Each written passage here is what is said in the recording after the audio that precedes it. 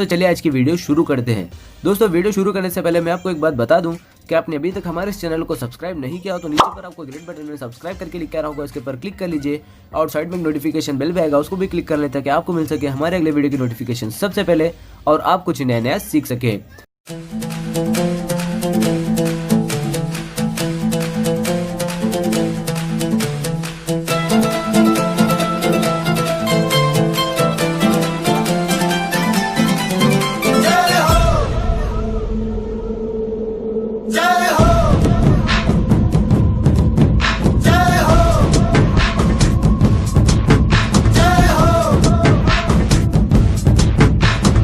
आजा आजा जिंद शामी आने के तले, आजा जरी वाले नीले आसमाने के तले। जय हो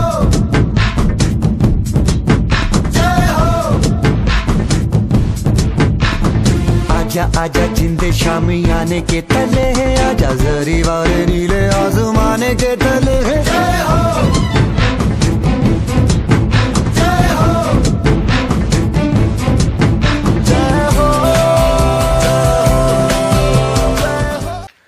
हेलो स्टूडेंट्स, गुड मॉर्निंग।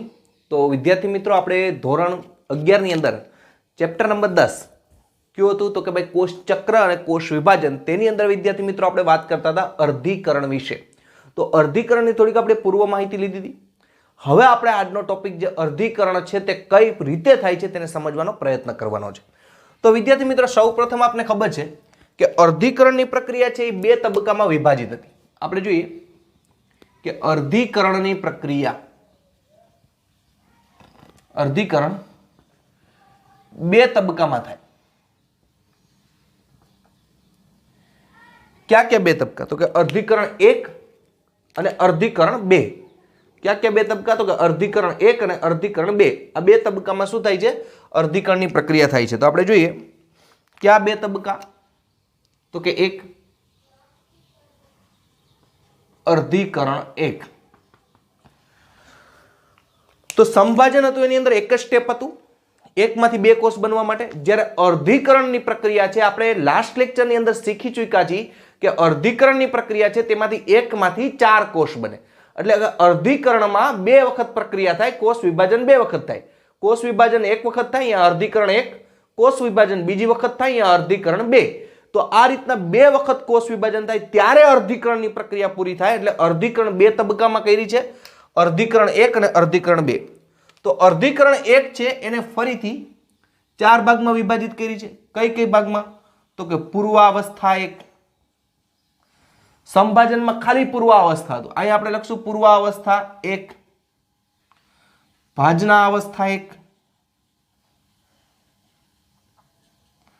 ભાજનોત્તરાવસ્થા 1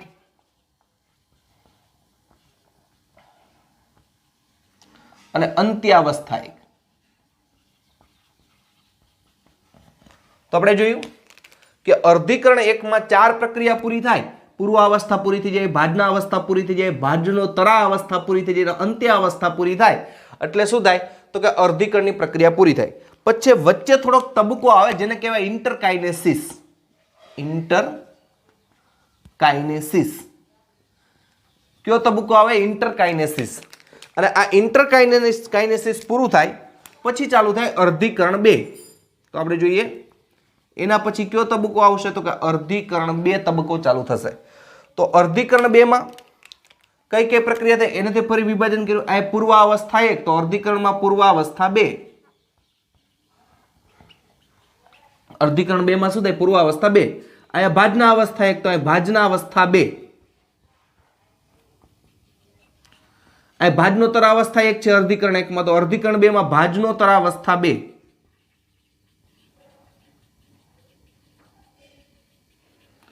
અહીંયા અંત્ય અવસ્થા 1 છે તો અહીંયા અંત્ય અવસ્થા 2। તો આપણે જોયું કે અર્ધીકરણની પ્રક્રિયા આપણે બે તબક્કામાં જોવાની છે। અર્ધીકરણ 1 અને અર્ધીકરણ 2 પૂરું થાય પછી એકમાંથી 4 કોષ બની જાય। તો અર્ધીકરણ 1 માં આપણે જોયું કે ભાઈ પૂર્વાવસ્થા 1, ભાજના અવસ્થા 1, ભાજનોત્તર અવસ્થા 1 અને અંત્ય અવસ્થા 1। પૂર્વ અવસ્થા છે એને ફરીથી 5 ઉપ તબક્કામાં વિભાજિત કર્યું છે। કેને? પૂર્વાવસ્થાને। આ પૂર્વાવસ્થાને વળી પાછા 5 તબક્કામાં વિભાજિત કરેલ છે। क्या क्या 5 तबका જેમાં એક છે લેપ્ટોટીન, પૂર્વાવસ્થાને ફરીથી 5 ઉપ તબક્કામાં વિભાજિત કર્યું છે, જેમાં આપણે જોઈએ કે કઈ કઈ પ્રક્રિયા આવશે તો કે લેપ્ટોટીન, પછી ઝાયગોટીન,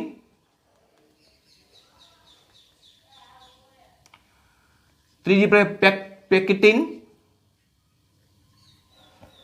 આપણે જોઈએ ક્યાં ક્યાં 5 તબક્કા આવશે તો કે ભાઈ ઝાયગોટીન, પેક્ટિન, ડિપ્લોટીન,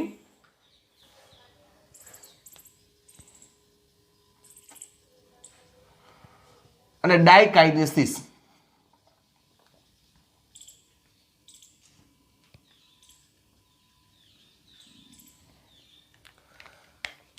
ફરીથી રિપીટેશન કરું છું, અહીંયા બધા સમજવા જરૂરી છે. આપણી બુકમાં આવા સ્ટેપ પણ ન પાડેલા હોય એટલે આપણે સમજવું જરૂરી છે કે અર્ધીકરણના મુખ્ય 2 તબક્કા ક્યાં ક્યાં તો કે અર્ધીકરણ 1 અને અર્ધીકરણ 2.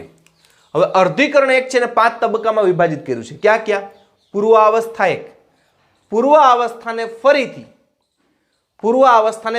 5 તબક્કા, એટલે પૂર્વાવસ્થા 1 માં આપણે 5 તબક્કા ઉપ તબક્કા શીખવાના. ક્યાં ક્યાં? લેપ્ટોપ્ટીન, ઝાયગોટીન, પેક્ટિન, ડિપ્લોટીન અને ડાયકાઇનેસિસ. આ પ્રક્રિયા પૂરી થાય પછી આપણે કઈ જોવાની છે તો કે ભાજના અવસ્થા 1. આટલી 4-5 પ્રક્રિયા પૂરી થાય એટલે પૂર્વાવસ્થા 1 પૂરી, પછી ભાજના અવસ્થા આવશે, પછી ભાજનોત્તર અવસ્થા 1 આવશે, પછી અંત્ય અવસ્થા આવશે, પછી ઇન્ટરકાઇનેસિસ આવે, 2 તબક્કા વચ્ચે ઇન્ટરકાઇનેસિસ આવે, પછી અર્ધીકરણ 2 ચાલુ થાય. એમાં તો કે પૂર્વાવસ્થા 1, પૂર્વાવસ્થા 2, ભાજના અવસ્થા 2, ભાજનોત્તર અવસ્થા 2 અને અંત્ય અવસ્થા 2. આટલી પ્રક્રિયા પૂરી થાય એટલે આપણે કઈ પ્રક્રિયા પૂરી થશે અહીંયા તો કે અહીંયા જે અર્ધીકરણની પ્રક્રિયા છે તે પૂરી થાય. હવે વિદ્યાર્થી મિત્રો આપણે એમાં સૌ પ્રથમ જોવાની છે કઈ છે તો કે ભાઈ પૂર્વાવસ્થા. કઈ જોવાની છે? પૂર્વાવસ્થા. આપણે સૌ પ્રથમ જોઈએ કયો તબક્કો જોવાનો છે? પૂર્વાવસ્થા 1. પૂર્વાવસ્થા 1. તો સૌ પ્રથમ વિદ્યાર્થી મિત્રો આપને જોતા જ ખબર પડી જાય, જેમ કે આપણે સંભાજનની પ્રક્રિયા જોઈતી, એ સંભાજનની પૂર્વાવસ્થામાં આવા કોઈ ઉપ તબક્કા નહોતા. જ્યારે અર્ધીકરણ 1 છે એની પૂર્વાવસ્થા 1 છે, એમાં 5 ઉપ તબક્કા પણ છે. લેપ્ટોટીન, ઝાયગોટીન, પેક્ટિન, ડિપ્લોટીન અને ડાયકાઇનેસિસ. તો આપણે જોતા જ ખબર પડી જાય કે સંભાજનની જે પૂર્વાવસ્થા હતી, આપણે સંભાજન શીખતા હતા ત્યારે આપણે જે પૂર્વાવસ્થા શીખ્યા હતા તેના કરતા જે અર્ધીકરણ 1 ની પૂર્વાવસ્થા 1 છે તે વધુ લાંબી પણ છે અને જટિલ પ્રક્રિયા પણ છે. કારણ કે આપણે સ્ટેપ જોતા જ ખબર પડી જાય, સ્ટેપ જોતા જ આપણે ખબર પડી જશે. એટલે આપણે પેલું વાક્ય સમજી કે જે સંભાજનની જે પ્રક્રિયા હતી એમાં જે પૂર્વાવસ્થા હતી તે નાની હતી, એની સાપેક્ષે અર્ધીકરણ 1 ની પૂર્વાવસ્થા 1 છે તે પ્રક્રિયા તેના કરતા લાંબી પણ છે અને આપણે જોતા જ ખબર પડી જાય થોડી કેવી છે તો કે તે કેવી પ્રક્રિયા છે તો થોડીક જટિલ પ્રક્રિયા છે. તો ફરીથી આપણે જોઈએ પૂર્વાવસ્થા 1 ને ફરીથી 5 ઉપ તબક્કામાં વિભાજિત કરી છે. પૂર્વાવસ્થા 1 ને ફરીથી કેટલા? 5 ઉપ તબક્કામાં વિભાજિત કરી છે. એ 5 ઉપ તબક્કા ક્યાં ક્યાં તો કે પહેલો તબક્કો એનું લેપ્ટોટીન નામ છે, બીજો તબક્કો છે એનું ઝાયગોટીન નામ પાડ્યું છે, ત્રીજો તબક્કો છે એનો ઉપ તબક્કો છે એનું પેક્ટિન નામ પાડ્યું છે, ચોથો ઉપ તબક્કો છે એનું ડિપ્લોટીન નામ પાડ્યું છે અને પાંચમો ઉપ તબક્કો છે તે ડાયકાઇનેસિસ. આ 5 ઉપ તબક્કા પૂરી થાય પછી ભાજના અવસ્થા 1 ચાલુ થાય. તો આપણે પહેલા પૂર્વાવસ્થા જોવાની છે. પૂર્વાવસ્થાને ફરીથી કેટલા ભાગમાં વિભાજિત કરી બોલો?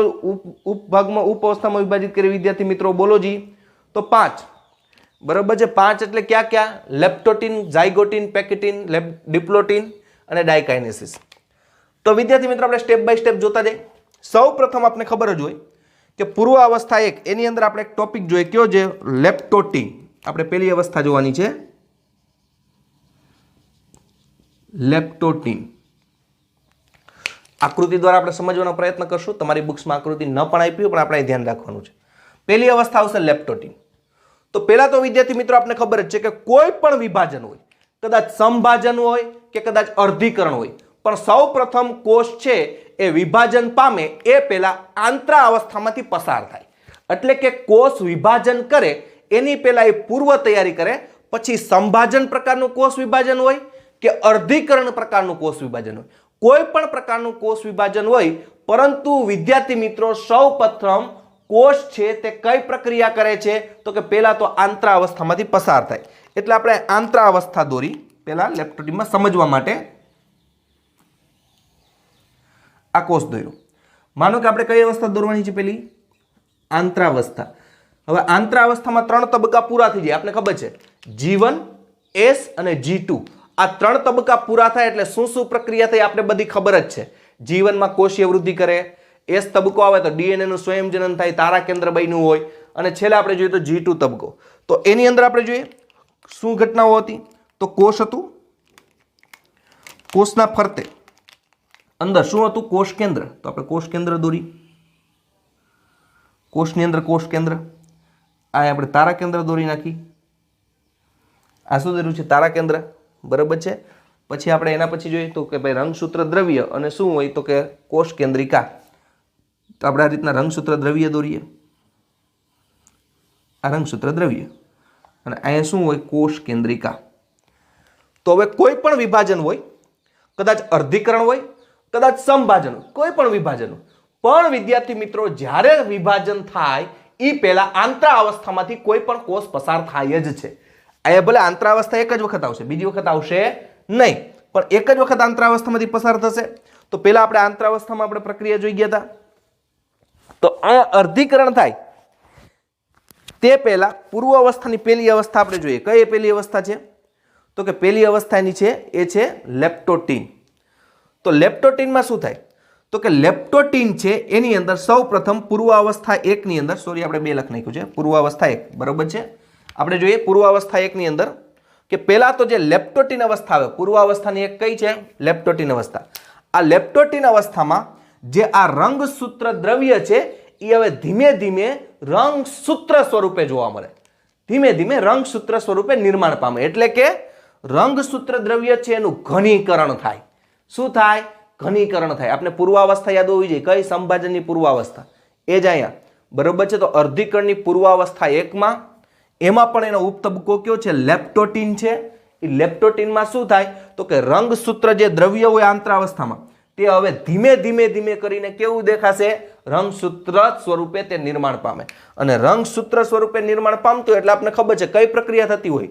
ઘનીકરણની. રંગસૂત્રનું ઘનીકરણ થતું હોય. ઘનીકરણ એટલે સંકોચન. ઘનીકરણ એટલે સંકોચન. રંગસૂત્ર દ્રવ્ય ફેલાયેલું હોય એ ધીમે ધીમે ધીમે ધીમે ધીમે કરતું આમ આ રીતના જોડાતું જાય એટલે શું થાય? ઘનીકરણ થાય. ઘનીકરણ ધીમે ધીમે થતું હોય. તો આ લેપ્ટોટીન અવસ્થામાં શું થાય? તો કે લેપ્ટોટીન અવસ્થામાં રંગસૂત્રમાંથી, રંગસૂત્ર દ્રવ્યમાંથી રંગસૂત્રનું નિર્માણ થાય અને રંગસૂત્રો કેવા જોવા મળે? પાતળા દોરી જેવા જોવા મળે. તો આપણે દોરી અહીં લેપ્ટોટીન અવસ્થા દોરી. અહીં લખું છું લેપ્ટોટીન. વિદ્યાર્થી મિત્ર લેપ્ટોટીન કેની છે? તો કે પૂર્વાવસ્થા 1 ની ઉપતબક્કો છે. હવે એની અંદર આપણે કોષ કેન્દ્ર દોરી. આપણે કોષ કેન્દ્ર દોર્યું. કોષ કેન્દ્રની અંદર વિદ્યાર્થી મિત્રો આપણે ખબર છે કે હવે જે આ રંગસૂત્ર હતું દ્રવ્ય એ કેના જોવા મળે? તો કે રંગસૂત્ર દ્રવ્ય છે હજી ઘનીકરણ ચાલુ જ થયું એટલે સંકોચન હજી થોડુંક જ થયું, એકદમ ન થયું હોય, થોડુંક સંકોચન થયું હોય. એટલે આ જે રંગસૂત્ર દ્રવ્ય છે એ રંગસૂત્ર સ્વરૂપે જોવા મળે, પણ રંગસૂત્ર બધા કેવા જોવા મળે? તો કે પાતળા દોરી જેવા. તો આપણે રંગસૂત્ર દોરીએ.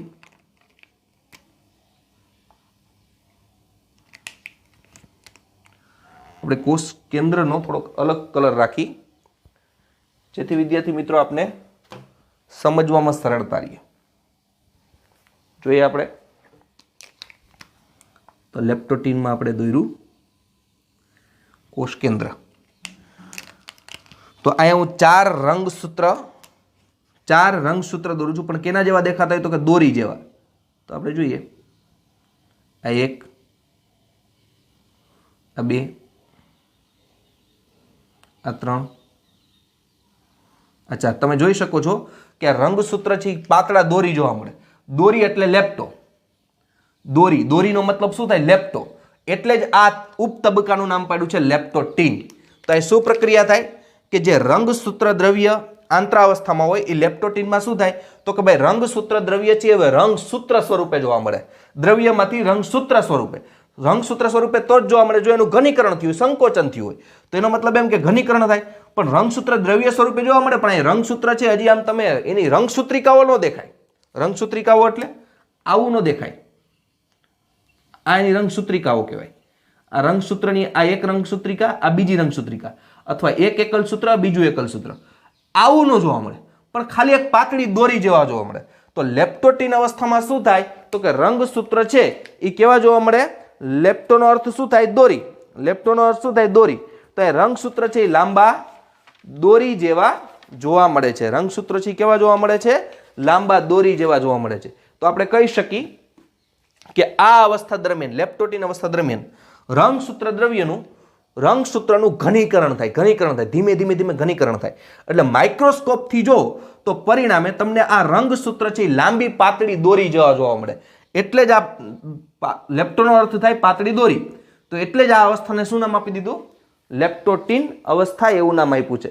હવે આની અંદર વિદ્યાર્થી મિત્રો આપણે એક્સ્ટ્રામાં જોઈએ ઘણીવાર, તો ઘણીવાર રંગસૂત્રમાં ક્રોમોમિયર નામની નાની કણિકાઓ જોવા મળે, મણકા જેવી રચના જોવા મળે.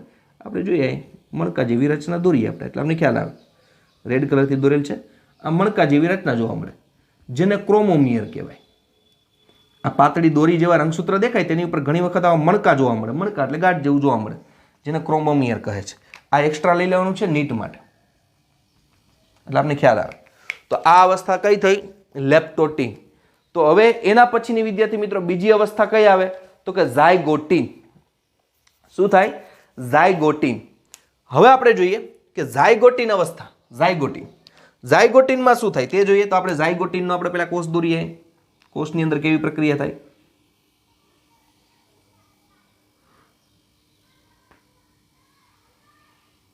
માનો કે ઝાયગોટીન કઈ અવસ્થા છે?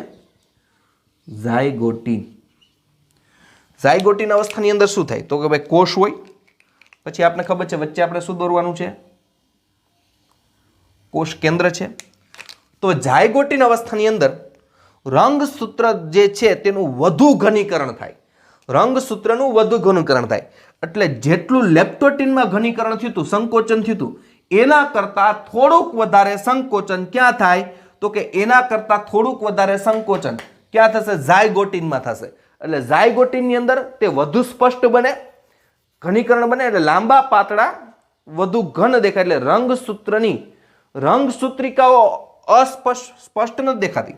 રંગસૂત્ર હોય એની રંગસૂત્રિકા સ્પષ્ટ ન દેખાય, પણ જેટલું લેપ્ટોટીનમાં જેટલું દેખાતું હતું રંગસૂત્ર એના કરતાં થોડુંક વધારે સ્પષ્ટ રંગસૂત્ર ક્યાં દેખાશે તો કે ઝાયગોટીનમાં જોવા મળશે. સમજો, ફરીથી રિપીટેશન કરું છું કે અહીંયા ઝાયગોટીનની અંદર શું થાય તો કે જે આ રંગસૂત્ર હતું, રંગસૂત્રનું થોડુંક વધુ ઘનીકરણ થાય, એટલે કે વધુ સંકોચન થાય. એટલે પરિણામે સંકોચન થાય એટલે એનો મતલબ એમ નથી કે અહીંયા રંગસૂત્ર છે એની બે એકલ સૂત્ર, આવું રંગસૂત્ર આપને જોવા મળશે એવું નથી. પણ લેપ્ટોટીન અવસ્થામાં જેવું જોવા મળતું હતું એના કરતાં થોડુંક વધુ સ્પષ્ટ શું જોવા મળશે આપને? અહીંયા રંગસૂત્ર છે તે જોવા મળે છે. તો વિદ્યાર્થી મિત્રો અહીંયા શું થાય તો હવે આપણે જોઈએ કે અહીંયા રંગસૂત્ર છે તે કેવા બને છે? વધુ સ્પષ્ટ બને છે. તો આપણે જોઈએ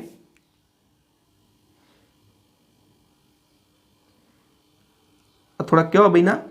વધુ સ્પષ્ટ બન્યા.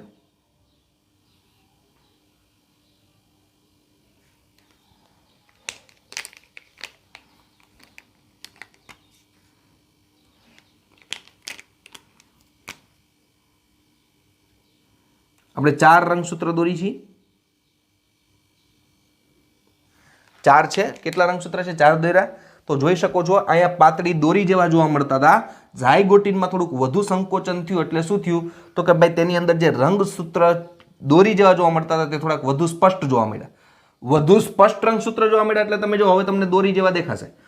પાતળી દોરી જેવા સંકોચન થયું એટલે નાની થયું, પણ અહીંયા દેખાતું હતું એના કરતાં સ્પષ્ટ દેખાણું. હજી આવી રંગસૂત્રિકાઓ તો તેની અંદર જોવા મળતી નથી. હવે બીજું શું થાય વિદ્યાર્થી મિત્રો કે અહીંયા જે સમજાત રંગસૂત્ર છે એની જોડીઓ બને. હવે વિદ્યાર્થી મિત્રો આપણા મગજમાં ક્વેશ્ચન થાય કે સમજાત રંગસૂત્ર છે તે જોડીમાં ગોઠવાય, પણ સમજાત રંગસૂત્ર એટલે શું? સમજાત રંગસૂત્ર એટલે શું? તો વિદ્યાર્થી મિત્રો એક ઉદાહરણ આપું. આપણે ઉચ્ચ કક્ષાના પ્રાણીઓ જોઈએ. ઉચ્ચ કક્ષાના પ્રાણીઓ એટલે તો કે મનુષ્ય ઉચ્ચ કક્ષાનો પ્રાણી કહેવાય, સિંહ ઉચ્ચ કક્ષાના પ્રાણી કહેવાય, વાંદરા ઉચ્ચ કક્ષાના પ્રાણી કહેવાય. તો આ ઉચ્ચ કક્ષાના પ્રાણી છે તેમાં લિંગી પ્રજનન થાય. ઉચ્ચ કક્ષાના પ્રાણીમાં શું થાય? લિંગી પ્રજનન થાય. હવે વિદ્યાર્થી મિત્રો મેં તમને પહેલાંય સમજાવ્યું હતું કે પ્રજનન એટલે શું, તો કે પુખ્ત વયે દરેક સજીવ પોતાના જેવો જ બીજો સજીવ ઉત્પન્ન કરે આને પ્રજનન કહેવાય. એ પ્રક્રિયાને પ્રજનન કહેવાય. પછી કોઈ પણ પ્રકારે એ અલિંગી પણ હોય ને લિંગી હોય. તો લિંગી પ્રજનન કરતા હોય એમાં શું બને? જન્યુઓ બને. શું બને? જન્યુઓ બને. તો જન્યુઓ હોય તો આપણે જેમ કે આપણે ખબર છે, અને એ જન્યુ જોડાઈને ફલિતાંડ થાય. તો આપણે જોઈએ કે શુક્રકોષ હોય, શુક્રકોષ. આ શુક્રકોષમાં કેટલા રંગસૂત્ર હોય? 23. 23 જોડ નથી બોલતો, ખાલી 23 બોલું છું. અને અંડકોષ હોય, આ અંડકોષમાં પણ કેટલા રંગસૂત્ર હોય? 23 હોય. બરાબર છે. તો હવે આપણે જોઈએ કે સજીવ બને તો ક્યારે બને? તો કે આની વચ્ચે ફલન થાય. શુક્રકોષ અને અંડકોષ છે જોડાય. શું થાય? જોડાય. જોડાય એટલે માતાના ગર્ભમાં પહેલો કોષ બને. માતાના ગર્ભની અંદર પહેલો કોષ બને. આ પહેલો કોષ બન્યો હોય એને શું કહેવાય? ફલિતાંડ પણ કહી શકો, યુગ્મનજ પણ કહી શકો, ઝાયગોટ પણ કહી શકો. ઝાયગોટ. બરાબર છે. તો અહીંયા જો હવે અહીંયા બન્યું તો અહીંયા કેટલા રંગસૂત્ર થઈ જશે? 46. કેટલા થઈ જશે? 46. તો એનો મતલબ એમ કે અહીંયા જે જોડ બનશે એ કેવી બનશે? એક માતાનું રંગસૂત્ર, એક પિતામાં શું ઉદ્ભવે? શુક્રકોષ. તો એક શુક્રકોષનું રંગસૂત્ર એટલે પિતાનું એક રંગસૂત્ર હશે, એક માતાનું રંગસૂત્ર હશે. આ પિતાનું અને માતાનું રંગસૂત્ર જોડાય આને કેવા કહેવાય? સમજાત રંગસૂત્ર કહેવાય. આવી કેટલી જોડ હોય? 23 જોડ હોય. આપણે એક્ઝામ્પલ તરીકે લઈએ, અહીં ખબર પડે તમને. માનો કે આ પિતાનું છે, અહીં આપણે પિતાના દોરીએ. આ પિતાના રંગસૂત્ર છે. બરોબર છે. એની બાજુમાં આપણે માતાના રંગસૂત્ર દોરીએ.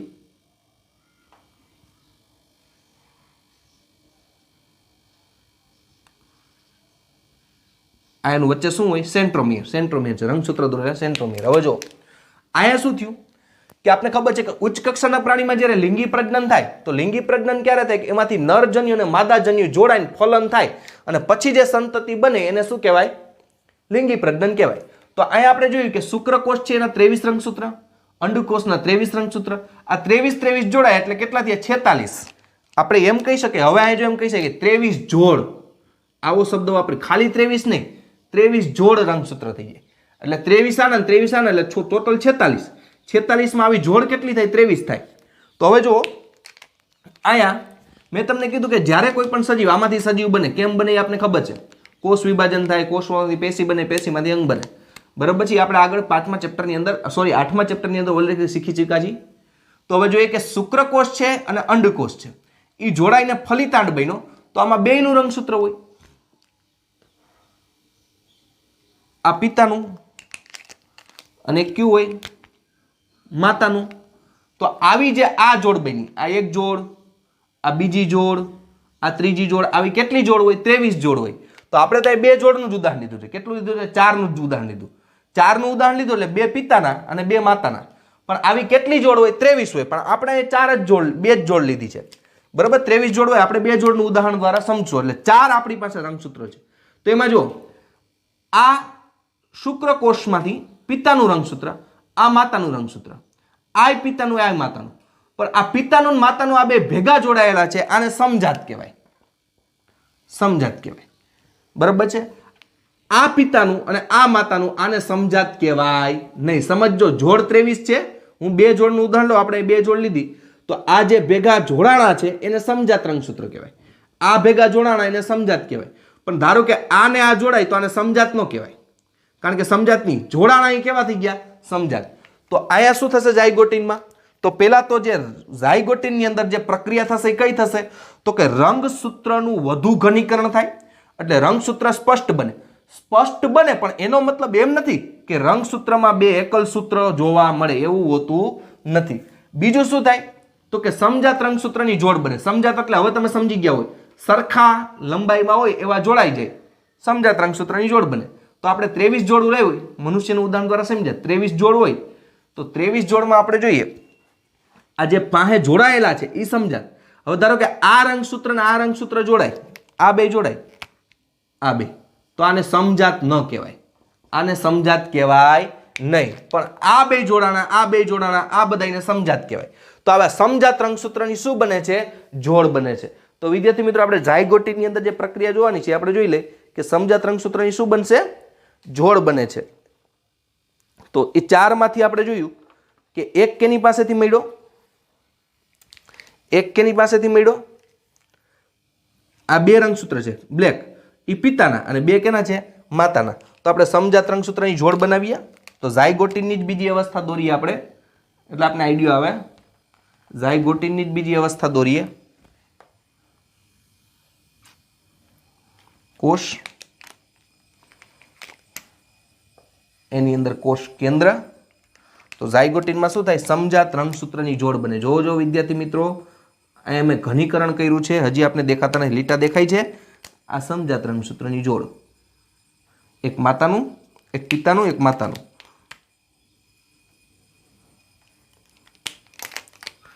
આ શું બન્યા? સમજાત રંગસૂત્રની જોડ. સમજાય છે? આની પરથી આ કેવા બન્યા? સમજાત રંગસૂત્રની જોડ બની. આ ઝાયગોટિન જ છે, એટલે લોચો ન કરતા, બરાબર છે. આ પણ આપણે કેની આકૃતિ દોરી છે? ઝાયગોટિનની જ દોરી છે, પણ ઝાયગોટિનની જ દોરેલી છે સમજાવવા માટે. તો આ રીતના જોડ બને. તો આપણે કહી શકીએ કે આ રીતના જે સમજાત રંગસૂત્ર ભેગા થાય, સમજાત રંગસૂત્ર, કેવા રંગસૂત્ર? સમજાત રંગસૂત્ર છે એ ભેગા થાય, આ જોડીઓ બને, જેને શું કહેવાય? સાયનેપ્સિસ કહેવાય. આ ઘટનાને શું કહેવાય? સાયનેપ્સિસ. આપણે જોઈએ તેની અંદર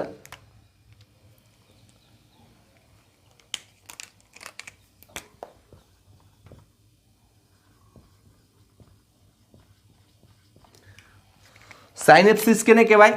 તો કે આ જે સમજાત રંગસૂત્ર હોય, હવે તમને વિદ્યાર્થી મિત્રો ખબર પડી જવી જોઈએ, આ સમજાત રંગસૂત્રની જે જોડીઓ બને, એટલે કે સરખા રંગસૂત્ર છે, એક પિતાનું અને માતાનું, એ જોડાય એકબીજા સાથે, લંબાઈને અનુરૂપ સરખી લંબાઈ વાળા એકબીજા સાથે જોડાય. આ એકબીજા સાથે જોડાય એ ઘટનાને શું કહેવાય? સાયનેપ્સિસ તરીકે ઓળખવામાં આવે છે. ફરીથી રિપીટેશન કરું છું કે રંગસૂત્ર લંબાઈને અનુરૂપ, જેની લંબાઈ સરખી હશે એવા રંગસૂત્ર છે એકબીજા સાથે જોડાઈ ગયા.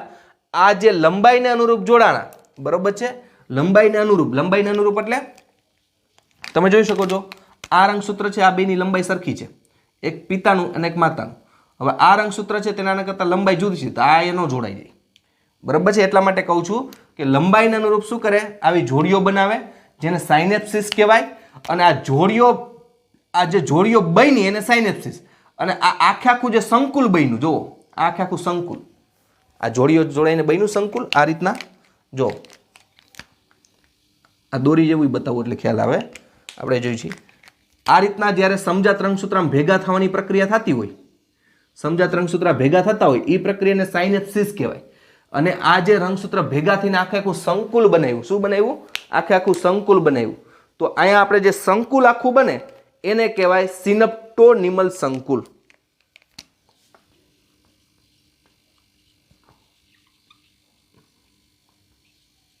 શું કહેવાય? સિનેપ્ટોનિમલ સંકુલ, બરાબર છે. તો આવા જે રંગસૂત્ર છે એમાંથી સરખી લંબાઈવાળા રંગસૂત્ર જોડીઓ બનાવે એને સાયનેપ્સિસ કહેવાય. અને આ સાયનેપ્સિસના જે રંગસૂત્ર કેવા હોય? તો કે સમજાત રંગસૂત્ર હોય.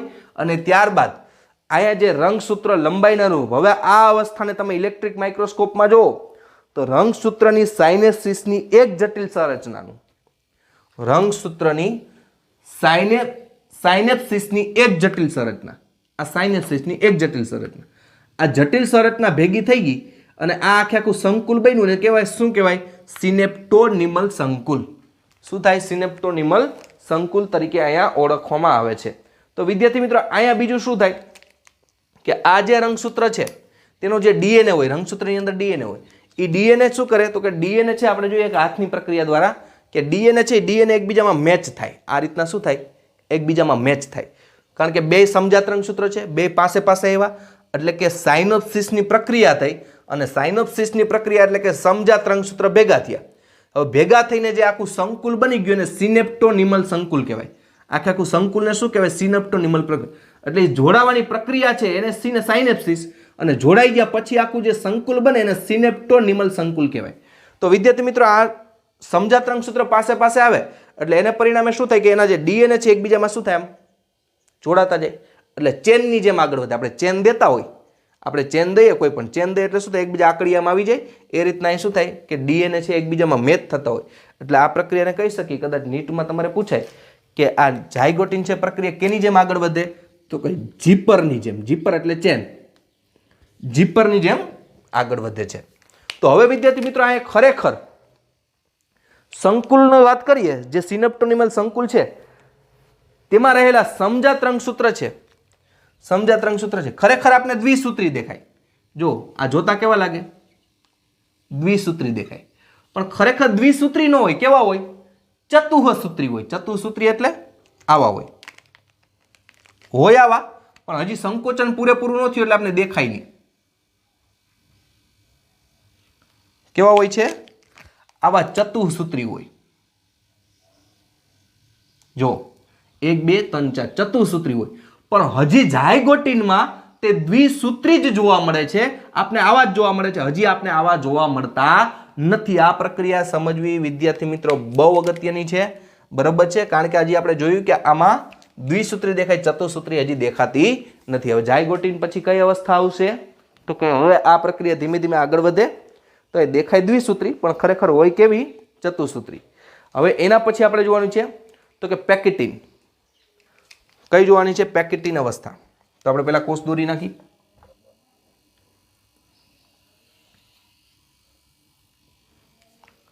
હવે આપણે અવસ્થા જોવાની છે. તે અવસ્થા કઈ છે? તો કે પેકિટીન અવસ્થા.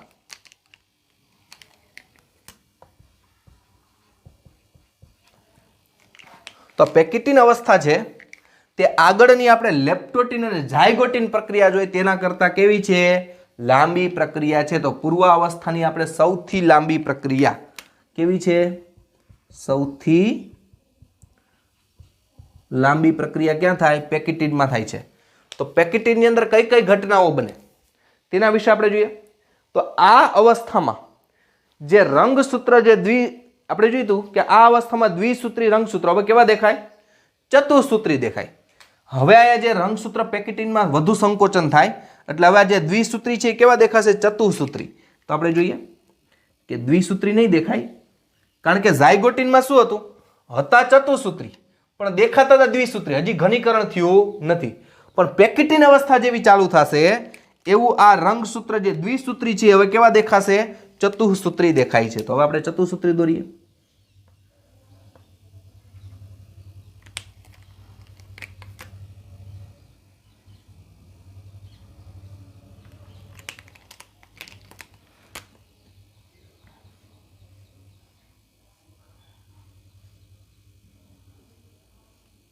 જો હવે આપણે જોતા ખબર પડી જાય કે પેકિટીન અવસ્થા છે સૌથી લાંબી અવસ્થા છે.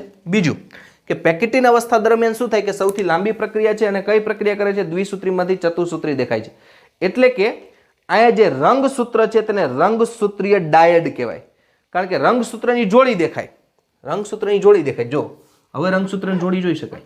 આ એક જોડી, આ બીજી જોડી, જોડીઓ દેખાય છે એટલે એને રંગસૂત્ર ડાયડ કહેવાય. શું કહેવાય? રંગસૂત્ર ડાયડ. અમુક શબ્દ તમારી બુક્સમાં ન હોય તો નીટ માટે લખતા જવાના, આપણે ખાલી સમજતું જવાનું છે આકૃતિ ઉપરથી જ. તો હવે જે રંગસૂત્ર છે એ કેવા દેખાતા હોય? રંગસૂત્ર ચતુઃસૂત્રી દેખાય. તો હવે સમજાત રંગસૂત્રની બાજુમાં હોય. શું થાય? સમજાત રંગસૂત્ર કેવા હોય? બાજુમાં હોય. હવે બાજુમાં હોય એટલે પરિણામે શું થાય કે તે ચોકડી બને એટલે પુનઃ સંયોજિત ગમઠિકાનું નિર્માણ થાય છે. શું થાય? પુનઃ સંયોજિત ગમઠિકાનું. કઈ રીતે? તો આ પેકેટીન અવસ્થા છે એને આપણે ઉપર જોઈએ તો જો વિદ્યાર્થી મિત્રો આની અંદર શું થાય તો કે આ રંગસૂત્ર છે, આ બાજુમાં છે, આ રંગસૂત્ર છે. આ બાજુમાં હોય એટલે શું થાય? એકબીજા ઉપરથી આ રંગસૂત્રની રંગસૂત્રિકાઓ પસાર થાય. જો થાય છે, આ એક રંગસૂત્ર છે એની રંગસૂત્રિકા અહીંથી પસાર થઈ, આ બીજું રંગસૂત્ર છે એની રંગસૂત્રિકા અહીંયા પસાર થઈ.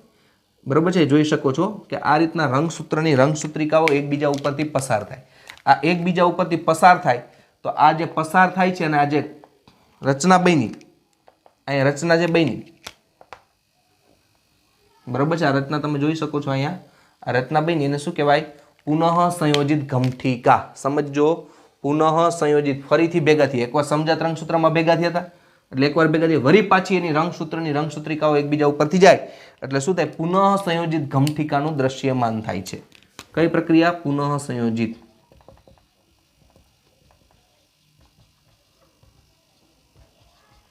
તમે જોવો છો રંગસૂત્રની રંગસૂત્રિકાઓ એકબીજા ઉપરથી પસાર થાય, કારણ કે હવે જોડીઓમાં તો છે જ, તો આ જોડીઓ છે એમાંથી આ રીતના એકબીજા ઉપરથી રંગસૂત્ર પસાર થાય એટલે પુનઃ સંયોજિત શું થાય?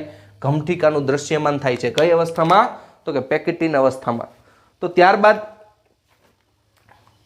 તો કે વિદ્યાર્થી મિત્રો આપણે જોઈએ કે જે જગ્યાએ ચોકડી બની ત્યાં શું થાય?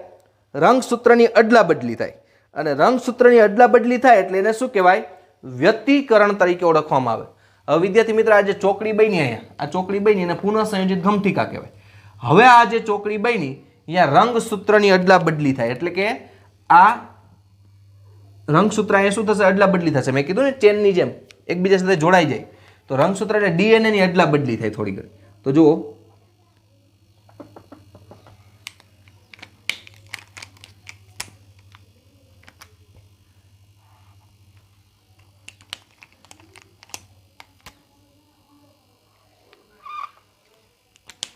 થોડોક કલર અલગ દોરું છું એટલે તમને ખ્યાલ આવે.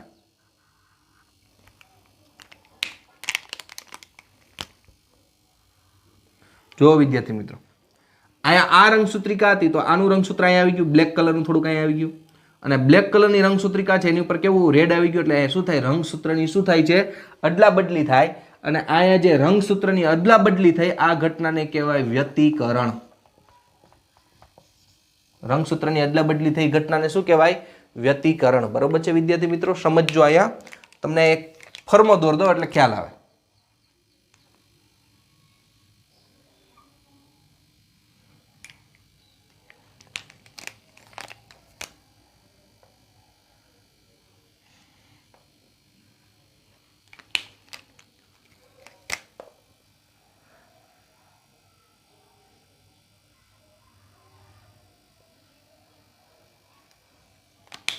જો આની પરથી તમને ખ્યાલ આવે એટલા માટે બોલ્યો. જો થઈ ગઈ રંગસૂત્રની અદલા બદલી, આનું રંગસૂત્ર અહીંયા આવી ગયું, આનું રંગસૂત્ર અહીંયા, એટલે મતલબ કે અહીંયા જે રંગસૂત્ર દ્રવ્યની અદલા બદલી થાય, ડીએનએ ની અદલા બદલી થાય, આ ઘટનાને શું કહેવાય? વ્યતિકરણ. તો પુનઃ સંયોજિત એટલે કે આ પાસેના સમજાત રંગસૂત્ર છે એકબીજા સાથે જોડાય એટલે આવી ચોકડી બને. આ ચોકડી બની એને શું કહેવાય? તો કે પુનઃ સંયોજિત ઘમઠીકા. પુનઃ સંયોજિત ઘમઠીકા થાય એટલે એકબીજામાં જોડાય એટલે પરિણામે શું થાય? રંગસૂત્ર દ્રવ્યની અદલા બદલી થાય, ડીએનએ ની અદલા બદલી થાય, થોડુંક ડીએનએ અહીંયા આવ્યું હોય છે, આનું અહીંયા આવતું રહીએ. આ ઘટનાને શું કહેવાય? વ્યતિકરણ તરીકે ઓળખવામાં આવે છે. તો અહીંયા આપણે જોયું કે જે સમજાત રંગસૂત્ર છે તે ભિન્ન એકલ સૂત્રોમાં વ્યતિકરણ થાય, એટલે કે સમજાત દ્રવ્ય રંગસૂત્રના દ્રવ્યની શું થાય? અદલા બદલી થાય. સમજાત રંગસૂત્રના દ્રવ્યની અદલા બદલી થાય, અને આ દ્રવ્યની અદલા બદલી થાય એના માટે જે જવાબદાર ઉત્સેચક છે તે ઉત્સેચક છે રીકોમ્બિનેઝ.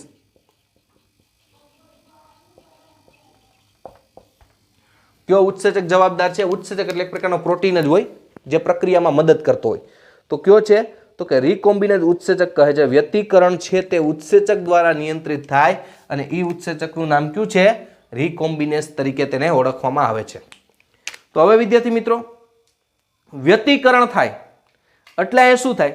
તો કે વ્યતિકરણ થાય એટલે ડીએનએ છે તે અદલા બદલી થાય, એટલે કે ડીએનએ બદલે એટલે કે મિક્સ થવું, અને ડીએનએ બદલે એટલે શું થાય?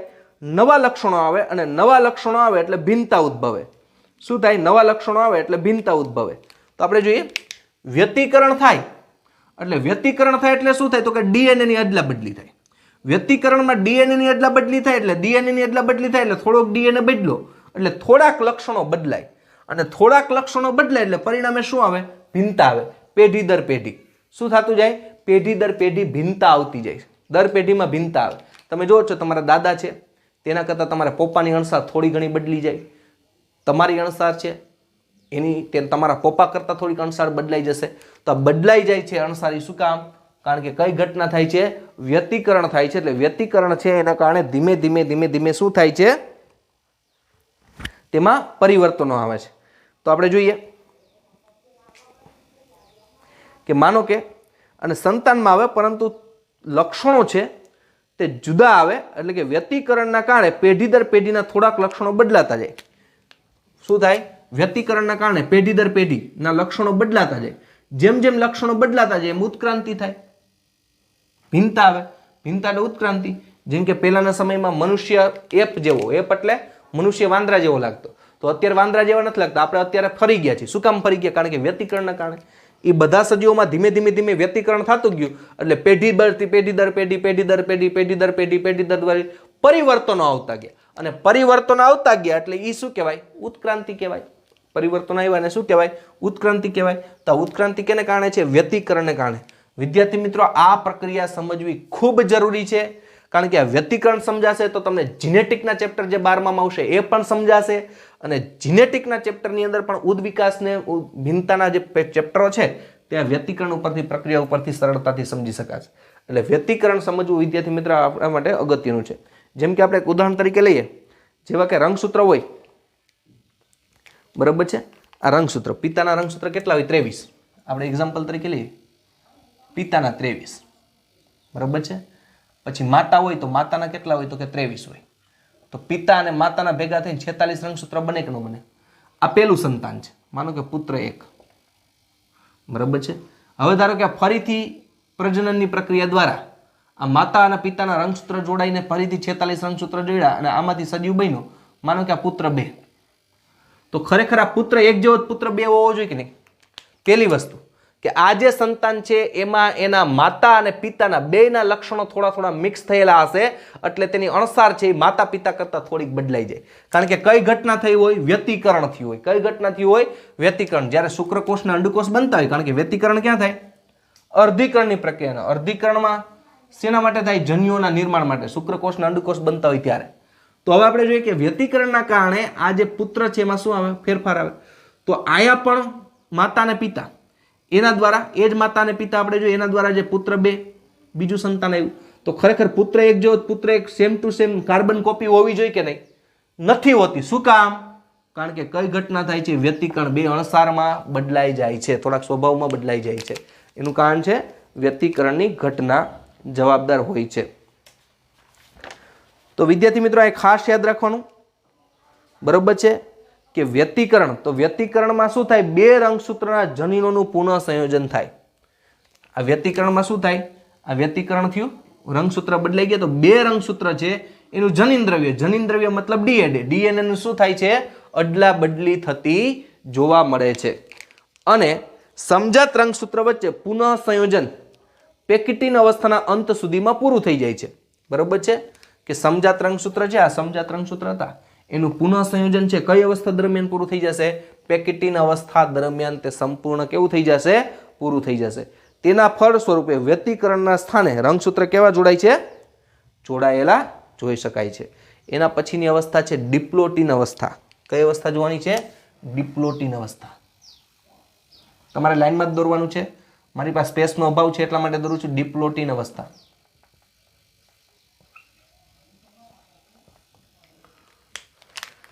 હવે ડિપ્લોટીન અવસ્થામાં શું થાય? તો કે ડિપ્લોટીનની શરૂઆત જે સિનેપ્ટોનિમલ સંકુલ હોય તેનું વિઘટન થાય. એટલે કે મતલબ કે હવે આ રંગસૂત્રની જે સમજાત રંગસૂત્ર છે એ સમજાત રંગસૂત્ર છે એકબીજાથી છૂટા પડે. સમજાત રંગસૂત્ર કેવા પડશે? એકબીજાથી છૂટા પડે. એટલે આને કેવું કહેવાય? સમજાત રંગસૂત્ર જોડાયેલા હોય સિનેપ્ટિન સંકુલ કહેવાય. તો કે જે સમજાત રંગસૂત્ર હતા એ સમજાત રંગસૂત્ર જોડાયેલા હતા, જે સંકુલને કેવું કહેવાય? સિનેપ્ટોનિમલ સંકુલ. એ સંકુલ હવે ધીમે ધીમે છૂટું પડે એટલે એકબીજાથી કેવું થાય? દૂર થતું જાય, એકબીજાથી ખેંચાય પરિણામે શું થાય? કે દ્વિસૂત્રી સમજાત રંગસૂત્ર એકમેકથી દૂર થાય, પરંતુ જે સ્થાને વ્યતિકરણ હોય તે સ્થાને હજી તે જોડાયેલા હોય. તો દ્વિસૂત્રી રંગસૂત્ર હતા એકબીજાથી જુદા થાય, પણ જે સ્થળે વ્યતિકરણ થયું હોય તે સ્થળે શું હોય છે? હજી જોડાયેલા હોય છે. તો જેમ કે આપણે જોઈએ અહીંયા દોરી,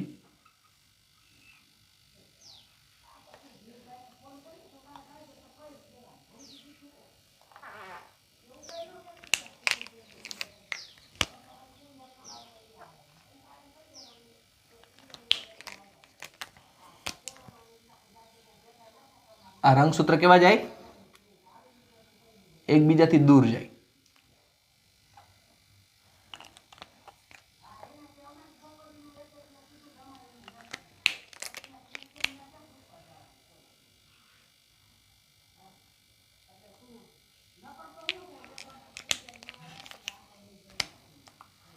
હવે આ જે દ્વિસૂત્રી આ દ્વિસૂત્રી એટલે આ દ્વિસૂત્રી થઈ ગયું, આ દ્વિસૂત્રી થઈ ગયું.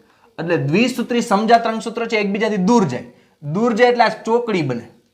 બરોબર છે? આ રીતના દૂર જાય એટલે આ રીતના શું બને? ચોકડી બને. આ ચોકડી બને જેમ દૂર જાય એમ, કારણ કે હજી જોડાયેલું, આને કહેવાય સ્વસ્તિક ચોકડી. કેવી ચોકડી કહેવાય? સ્વસ્તિક ચોકડી કહેવાય. તો આપણે જોઈએ કે જેમ જેમ દૂર જાય તે એક્સ આકારની રચના જોવા મળે, જેને શું કહેવાય? સ્વસ્તિક ચોકડી કહેવાય. હવે આ સ્વસ્તિક ચોકડીની સંખ્યા કેની ઉપર આધાર રાખે?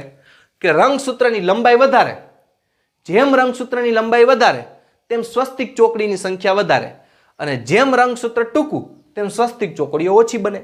બરાબર છે? એ આપણે લોજિક લગાડવાનું હોય કે રંગસૂત્રની જેમ જેમ લંબાઈ વધારે હશે તેમાં વ્યતિકરણ વધારે થશે. વ્યતિકરણ વધારે થાય એટલે શું થાય?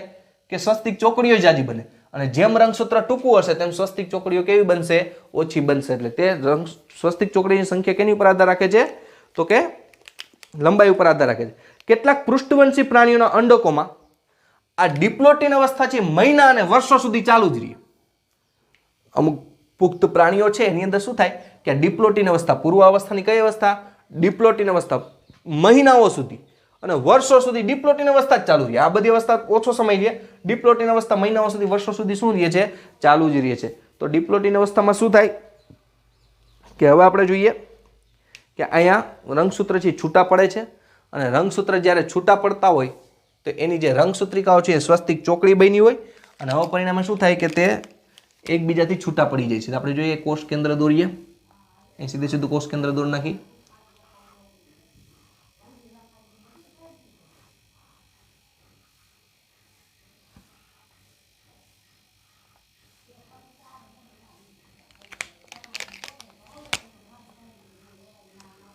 તમે જોઈ શકો છો મેં શું દોર્યું છે? થોડી થોડી મેં અલગ દોરી છે, અને અલગ દોરવાનું કારણ શું છે એ તમને ખબર હોવી જોઈએ. બરાબર? કારણ કે અહીંયા કઈ ઘટના બની છે? વ્યતિકરણની ઘટના બની છે. 4 રંગસૂત્ર દોરીએ. ધીમે ધીમે કરતા સ્વસ્તિક ચોકડી છે તે એકબીજે તૂટી જાય. અહીં જોઈ શકો છો આ બધી જગ્યાએ શું બન્યું હોય? વ્યતિકરણથી જનીન દ્રવ્યની અદલા બદલી થઈ ગઈ હોય. તો આ અવસ્થા કઈ થઈ ગઈ? તો કે ડિપ્લોટિન અવસ્થા. હવે અંતિમ અવસ્થા છે તે કઈ છે? ડાયકાઇનેસિસ. કઈ અવસ્થા છે? ડાયકાઇનેસિસ. તો હવે આ ડાયકાઇનેસિસ છે તેમાં કીધું કાંઈ યાદ નથી રાખવાનું. બરાબર છે? કે અર્ધીકરણ 1ની અંતિમ અવસ્થા, અર્ધીકરણ 1ની પૂર્વાવસ્થા 1ની અંતિમ અવસ્થા કઈ છે? ડાયકાઇનેસિસ. સમજો, અર્ધીકરણ 1ની પૂર્વાવસ્થા 1ની અંતિમ અવસ્થા એટલે કઈ છે? ડાયકાઇનેસિસ. અને ડાયકાઇનેસિસમાં શું થાય? તો ડાયકાઇનેસિસ એટલે બીજું કાંઈ નહીં, સમભાજનની પૂર્વ અવસ્થા 1 યાદ કરો. કઈ? સમભાજનની પૂર્વ અવસ્થા 1 યાદ કરો. એ બધી ઘટના કેમાં બનશે? ડાયકાઇનેસિસમાં બનશે. બરાબર છે? તો પૂર્વ અવસ્થામાં શું થતું હતું? એ જ ઘટના થાય. તો ધીમે ધીમે ધીમે કોષ કેન્દ્ર છે એ દૂર થાય, સ્વસ્તિક ચોકડી દૂર થાય. આ અવસ્થામાં રંગસૂત્રનું ઘનીકરણ છે પૂર્ણ કક્ષાએ પહોંચી જાય. હવે સ્વસ્તિક ચોકડી દૂર થાય. હવે સ્વસ્તિક ચોકડી દૂર થાય એટલે પરિણામે શું થાય કે જેમ જેમ સ્વસ્તિક ચોકડી દૂર થઈ જશે એટલે અહીંયા જે અંતિમ અવસ્થા હતી ડાયકાઇનેસિસ, એમાંથી રંગસૂત્ર છે એકબીજાથી છૂટા પડી જાય. સ્વસ્તિક ચોકડી દૂર થાય એટલે શું થાય? છૂટા પડી જાય. હવે રંગસૂત્રનું ઘનીકરણ સંપૂર્ણ થઈ ગયું. હવે અહીંથી વધારે સંકોચન થાય નહીં, એટલે રંગસૂત્રનું ઘનીકરણ પણ કેવું થઈ ગયું હોય? હવે પૂર્ણ થઈ ગયું હોય. અને અંતમાં શું જોવા મળે? તો કે તેની અંદર પૂર્ણ કક્ષાએ પહોંચે છે, અને છૂટા પડતા તે સમજાત રંગસૂત્રમાંથી કેનું નિર્માણ થાય છે?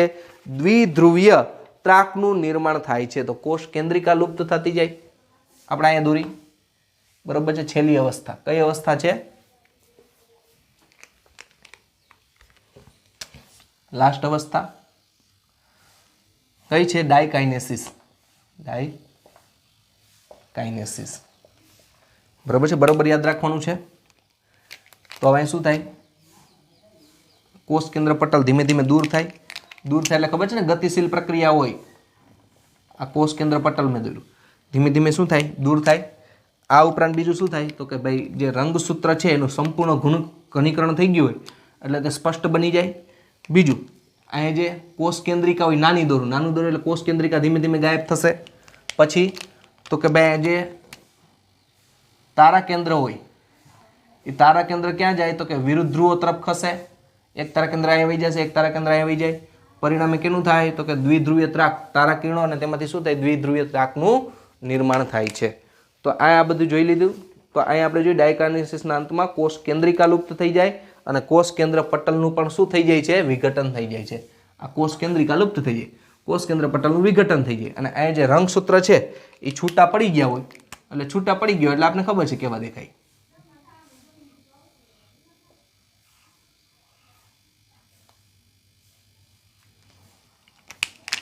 આ રીતના છૂટા પડી ગયો હોય. આ શું કામ દોર્યું તમને ખબર હોવી જોઈએ. વ્યતિકરણની ઘટના બની હતી એના કારણે થોડાક કેવા જોવા મળે છે? અલગ અલગ જોવા મળે છે.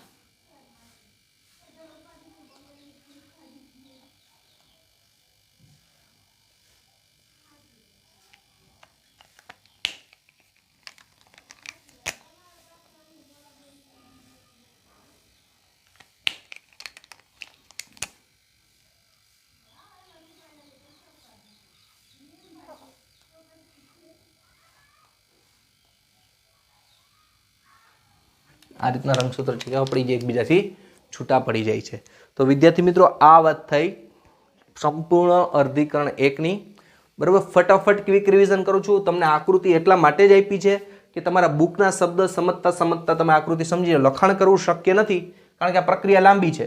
તો પહેલી વસ્તુ વિદ્યાર્થી મિત્રો, ફટાફટ ક્વિક રિવિઝન એકદમ આ ધ્યાન રાખજો. સમજવું એકદમ સહેલું છે, એવું કઈ અઘરું નથી.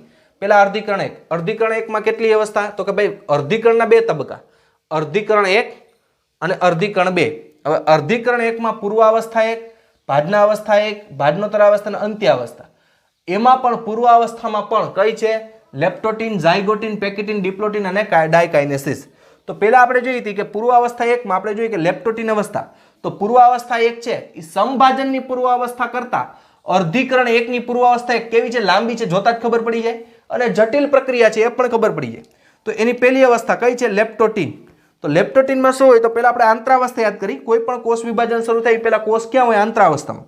તો આંતરાવસ્થામાં રંગસૂત્ર દ્રવ્ય હોય, કોષ કેન્દ્રિકા હોય અને તારા કેન્દ્ર હોય. આટલી. બાકી બીજી અંગિકા હોય એ આપણે જોવાની જરૂર નથી. તો લેપ્ટોટીન અવસ્થા દરમિયાન શું થાય કે રંગસૂત્ર દ્રવ્ય છે તે રંગસૂત્ર સ્વરૂપે ઘનીકરણ પામે. તો રંગસૂત્ર દ્રવ્ય છે ધીમે ધીમે શેમાં નિર્માણ પામે? રંગસૂત્રમાં. એટલે કે તેનું શું થાય? રંગસૂત્રનું ઘનીકરણની પ્રક્રિયા ચાલુ થાય અને રંગસૂત્રની ઘનીકરણની પ્રક્રિયા ચાલુ થાય એટલે પરિણામે લેપ્ટોટીનમાં પહેલા જે છે એ કેવું જોવા મળે? તો કે દોરી જેવી રચના જોવા મળે. કેવી રચના જોવા મળશે? દોરી જેવી. બરોબર છે.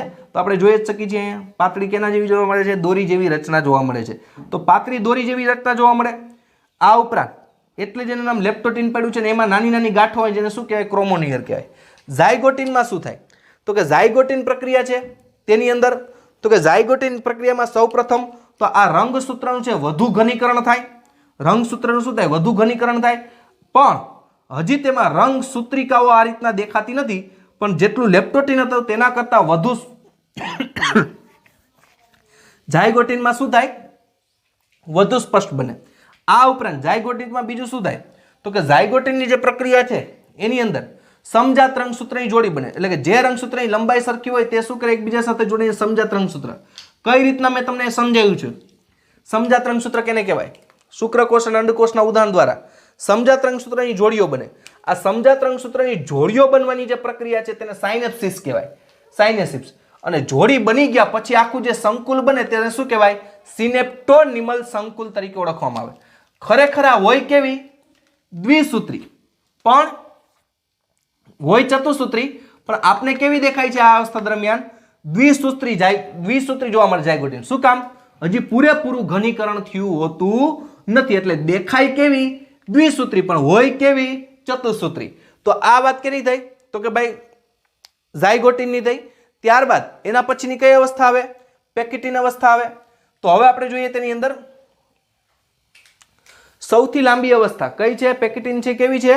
તો કે સૌથી લાંબી અવસ્થા છે. અને એની અંદર વિદ્યાર્થી મિત્રો આપણે જોઈએ પેકિટીનની અંદર તો પેકિટીન છે સૌથી લાંબી છે. હવે આ શું થાય? પેકિટીનની અંદર જ્યાં સિનેપ્ટર સંકુલ હતું રંગસૂત્ર, હવે એ રંગસૂત્ર જે સમજાત રંગસૂત્ર હોય, સમજાત રંગસૂત્ર એની રંગસૂત્રિકાઓ એકબીજા ઉપરથી પસાર થાય. એકબીજા ઉપરથી પસાર થાય એટલે આ જે ચોકડી બની આ ચોકડીને શું કહેવાય? પુનઃ સંયોજિત ગમઠિકા. એટલે કે આપણે જોઈએ કે સમજાત રંગસૂત્ર છે તેની રંગસૂત્રિકાઓ છે એકબીજા ઉપરથી પસાર થાય. એકબીજા ઉપરથી પસાર થાય એટલે એ શું થાય? પુનઃ સંયોજિત ગમઠિકા બને. જીપરની જેમ પ્રક્રિયા આગળ વધે. જીપરની જેમ એટલે રંગસૂત્ર છે એકબીજાની નજીક આવે. અહીં જોયું તો ઝાયગોટીનમાં કેવી પ્રક્રિયા છે? જીપરની જેમ આગળ વધતી હતી. તો ત્યારે અહીં શું થયું છે પેકેટિનમાં કે હવે તે ચતુસૂત્રી સ્પષ્ટ દેખાય છે. પહેલી વસ્તુ કેવી દેખાય છે? ચતુસૂત્રી છે તે સ્પષ્ટપણે જોવા મળે. અહીંયા દ્વિસૂત્રી જોવા મળતી હતી, અહીંયા સ્પષ્ટ રીતે કેવી જોવા મળશે? ચતુસૂત્રી જોવા મળશે. અને અહીંયા શું જોવા મળે? રંગસૂત્ર ડાયટ જોવા મળે છે. રંગસૂત્ર ડાયટ એટલે તો કે અહીંયા જે રંગસૂત્ર છે એ બે જોડીઓમાં જોવા મળે છે, એટલે આ બે જોડીઓમાં દેખાય છે સ્પષ્ટ રીતે, એટલે કેવું કહેવાય? રંગસૂત્ર ડાયટ. હવે એની અંદર કે રંગસૂત્રની રંગસૂત્રિકાઓ એકબીજા ઉપરથી પસાર થાય. આપણે જોયું હતું કે એકબીજા ઉપરથી શું થાય? પસાર થાય, એટલે પુનઃસંયોજિત ગમઠિકાનું શું થાય? નિર્માણ થાય. હવે જ્યારે રંગસૂત્રની રંગસૂત્રિકાઓ એકબીજામાંથી પસાર થાય ત્યારે આ જે એકબીજા ચોકડી બની છે ત્યાં રંગસૂત્ર દ્રવ્યની અદલા બદલી થાય, એટલે કે ડીએનએ ની અદલા બદલી થાય. અને આ ડીએનએ ની અદલા બદલી થાય ને શું કહેવાય? વ્યતિકરણ કહેવાય. શું કહેવાય? વ્યતિકરણ. તો ડીએનએ ની અદલા બદલી થાય તે કેના માટે જવાબદાર છે એ આપણે થોડુંક ડીપમાં જોયું હતું. કારણ કે વ્યતિકરણના કારણે જ પેઢી દર પેઢીમાં શું સર્જાતી જાય? ભિન્નતા સર્જાતી જાય. અને ઉદ વિકાસ અને ભિન્નતા માટે શું જવાબદાર છે? આ વ્યતિકરણ જવાબદાર છે.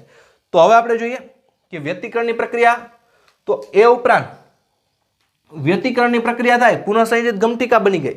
તો હવે બીજી કઈ પ્રક્રિયાની અંદર જોવા મળશે? તો કે આ ઉપરાંત અહીંયા જે સમજાત રંગસૂત્ર છે એમાં જે આ વ્યતિકરણ થયું, વ્યતિકરણ માટે કયો ઉત્સેચક જવાબદાર છે? તો કે રીકોમ્બિનેઝ. આવું નીટમાં આપણે યાદ રાખવાનું. રીકોમ્બિનેઝ ઉત્સેચક દ્વારા શું થાય છે? વ્યતિકરણ થાય છે. એના ઉપરાંત આપણે જોઈ ગયા હતા કે અહીંયા જે રંગસૂત્ર છે તે પુનઃસંયોજિત ગમઠિકા થાય. અને બીજું હવે એનું વ્યતિકરણની પ્રક્રિયા છે એ વ્યતિકરણના સ્થાને રંગસૂત્ર કેવા જોવા મળે? જોડાયેલા જોવા મળે. હવે જોડાવાની પ્રક્રિયા પૂરી થઈ જાય પછી થાય ડિપ્લોટિન અવસ્થા. ડિપ્લોટિન અવસ્થામાં શું થાય કે હવે જે આ સમજાત રંગસૂત્રથી ચોકડી બની હતી, ચોકડી ધીમે ધીમે દૂર થાય. દૂર થાય, દ્વિસૂત્રી રચના દૂર થાય. જો આ દ્વિસૂત્રી, આ દ્વિસૂત્રી, ચતુસૂત્રી હતી તો આ દ્વિસૂત્રી રચના દૂર થાય. દ્વિસૂત્રી એટલે આ બે સૂત્ર અલગ થાય, આ અલગ થાય. અલગ થાય એટલે એકબીજા સામે ખેંચાય. ખેંચાય પણ હજી અહીંયા જોડાયેલું જ હોય. જોડાયેલું હોય એટલે આ ચોકડી બને. શું બને? ચોકડી બને. આ જે એક્સ જેવી આકારની એને કેવી ચોકડી કહેવાય? સ્વસ્તિક ચોકડીનું છે તે નિર્માણ થાય છે. કઈ અવસ્થામાં? ડિપ્લોટિન અવસ્થામાં સ્વસ્તિક ચોકડીનું નિર્માણ થાય છે. તો હવે રંગસૂત્રની લંબાઈ અનુસાર જેમ રંગસૂત્રની લંબાઈ વધારે તેમ સ્વસ્તિક ચોકડીની સંખ્યા વધારે. જેમ રંગસૂત્રની લંબાઈ ઓછી એમ સ્વસ્તિક ચોકડીની સંખ્યા કેવી હોય? ઓછી હોય. એ પછી વિદ્યાર્થી મિત્રો આપણે કઈ પ્રક્રિયા જોઈ છેલ્લી? તો કે ભાઈ એક વસ્તુ યાદ રાખવાની કે પૃષ્ઠવંશી પ્રાણીઓ છે, અમુક સજીવોમાં છે તેની અંદર આ ડિપ્લોટિન અવસ્થા છે મહિના અને વર્ષો સુધી પણ ચાલે. અમુક એવા સજીવ પર છે કે એની અંદર ડિપ્લોટિન અવસ્થા મહિના અને વર્ષો સુધી પણ ચાલે. તો હવે છેલ્લી અવસ્થા ડાયકાઇનેસિસ. છેલ્લી અવસ્થા ડાયકાઇનેસિસ. ડાયકાઇનેસિસને યાદ કરવું એટલે કાંઈ નહીં, સમજાત આપણે જોઈ ગયા હતા કે સંભાજનની પ્રક્રિયા છે એની પૂર્વ અવસ્થા યાદ કરો એટલે ડાયકાઇનેસિસ યાદ આવે. હવે ડાયકાઇનેસિસમાં શું થાય કે અહીંયા જે વ્યતિકરણના સ્થાને જે ચોકડી બની તો રંગસૂત્રની રંગસૂત્રિકાઓ છે હવે આપણે જોઈએ કે એકબીજા જુદા પડી જાય. રંગસૂત્ર છે કેવા પડી જશે? જુદા પડી જાય. કોષ કેન્દ્ર પટલ છે, કોષ કેન્દ્ર પટલ ધીમે ધીમે લુપ્ત થાય. કોષ કેન્દ્રિકા હોય, કોષ કેન્દ્રિકા પણ ધીમે ધીમે કેવી થઈ જશે? લુપ્ત થઈ જશે. તો આ ઉપરાંત તારા કેન્દ્ર છે તો વિરુદ્ધ ધ્રુવો તરફ ખસી જાય છે. તો આ બધી પ્રક્રિયા બરોબર છે. તો ચોકડીઓ દૂર થાય. રંગસૂત્રનું ઘનીકરણ પણ પૂર્ણ કક્ષાએ હોય. હવે વધારે ઘનીકરણ થાય નહીં. બરોબર છે. પછી દ્વિધ્રુવીય ત્રાકનું નિર્માણ થઈ ગયું હોય અને તારા કેન્દ્ર એકબીજાથી દૂર ખસે છે. આ વિસ્તાર થઈ વિદ્યાર્થી મિત્રો ડાયકાઇનેસિસ. વિદ્યાર્થી મિત્રો લેક્ચર લાંબો છે. હજી આપણે આ પૂર્વ અવસ્થાને એક જ જોઈ છે. હવે બીજી અવસ્થાઓમાં વાર નહીં લાગે. આ એકદમ શોર્ટમાં પૂરી થઈ જશે. પણ અહીંયા આપણે આ એક જ લેક્ચર રાખી અહીંયા સુધી. નેક્સ્ટ લેક્ચરની અંદર આપણે જોશું ભાજના અવસ્થા, ભાજનોત્તર અવસ્થા, અંત્ય અવસ્થા અને ઇન્ટરકાઇનેસિસ વિશે અભ્યાસ કરશું. તો ઓકે વિદ્યાર્થી મિત્રો અહીંયા સુધી રાખી. આ આકૃતિ તમારી બુકની અંદર નહીં હોય, ઉતારતા જાજો, લખતા જાજો અને સમજતા જાજો. બરોબર છે. જ્યારે આપણે આકૃતિ દોરતા હતા આકૃતિમાંથી જોતું જવાનું, સામે લખતું જવાનું, એટલે આપણે સમજાતું જશે. તો આ પૂર્વ અવસ્થા 1 એની 5 ઉપઅવસ્થા આપણે પૂરી કરી છે. નેક્સ્ટ લેક્ચરની અંદર આગળની અવસ્થાનો અભ્યાસ કરશું. ઓકે વિદ્યાર્થી મિત્રો, thank you. Have a nice day.